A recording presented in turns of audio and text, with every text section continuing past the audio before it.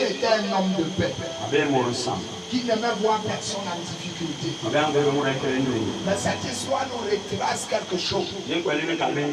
Il nous montre que Simon-Pierre a retiré son épée du fourreau. Il a frappé sur Marcus et son oreille s'est coupée. Et la question elle se pose. N'y avait-il pas beaucoup de soldats à cet endroit? N'y avait-il pas beaucoup de personnes à cet endroit? Pourquoi ça tombe seulement sur Marcus? Est-ce que tu as avec moi? Je vous ai dit qu'au préalable, le nom de Marcus signifie Malachie. Et maintenant, Malakia, je vous ai dit que ça signifie quoi? La malchance. Et maintenant, en hébreu, ce qu'ils appellent malchance, ce n'est pas ce que nous comprenons comme malchance ici. Ce n'est pas une aventure malencontreuse que eux sont dénommés malchance. Pour eux, malchance, c'est la malédiction. C'est la malédiction qu'on appelle Malakia. Est-ce que tu m'entends? Et le mot qui correspond à Malakia ici chez nous, c'est la malchance. Est-ce que tu m'entends? Mais je veux te dire que son étymologie vraie, même en latin, même en grec, veut dire la malédiction. Donc l'homme de Marcus, soit il a fait des choses qui engageaient la malédiction dans sa vie. Je voudrais te dire une chose ce matin. Il ne faut pas que c'est ton père ou ta mère qui se lève seulement pour dire je t'ai maudit, pour que la malédiction descende sur toi.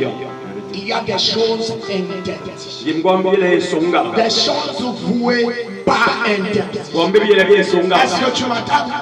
Lorsque tu te lèves, tu commets une action où tu produis un acte, dépendamment de ces choses qui sont dévouées par interdit.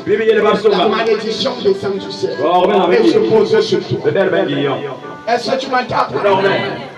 Et je voudrais te dire, mon frère, ma soeur, que lorsque nous sommes des gens sans conscience, nous posons seulement les actes, sans juger le genre d'actes que nous posons. Et beaucoup de ces actes ont admis la malédiction sur nous. Est-ce que tu m'entends?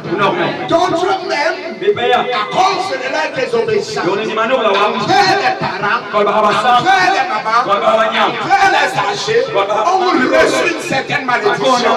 Il ne faut pas seulement que c'est quelqu'un qui la prononce. Dieu a voué certaines choses par interdit.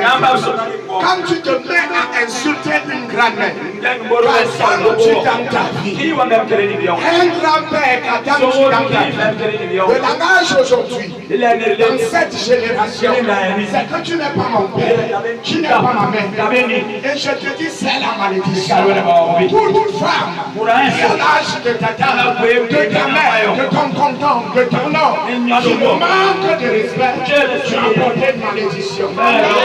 Il ne faut pas que c'est elle qui le déclare. Mais Dieu a voué cela par interdit.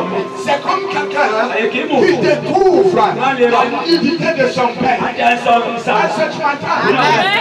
Quelqu'un est avec moi? Il y a des gens comme ça.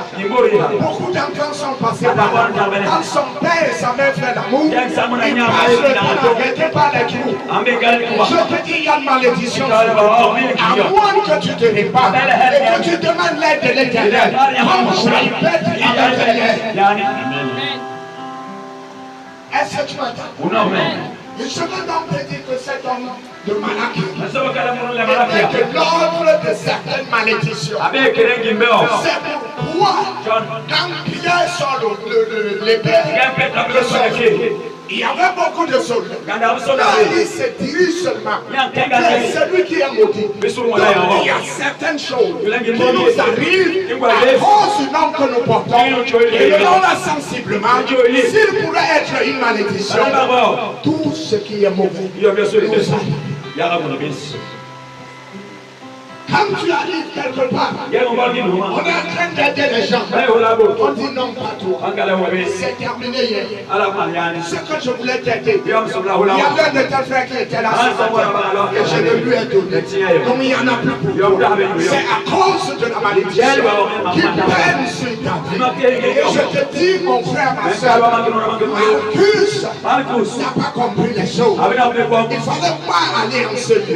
Parce que Jésus n'a pas prévu que le sang va se passer là-bas. Jésus n'a pas prévu qu'il y avait du scandale là-bas. Mais c'est à cause de sa malédiction que les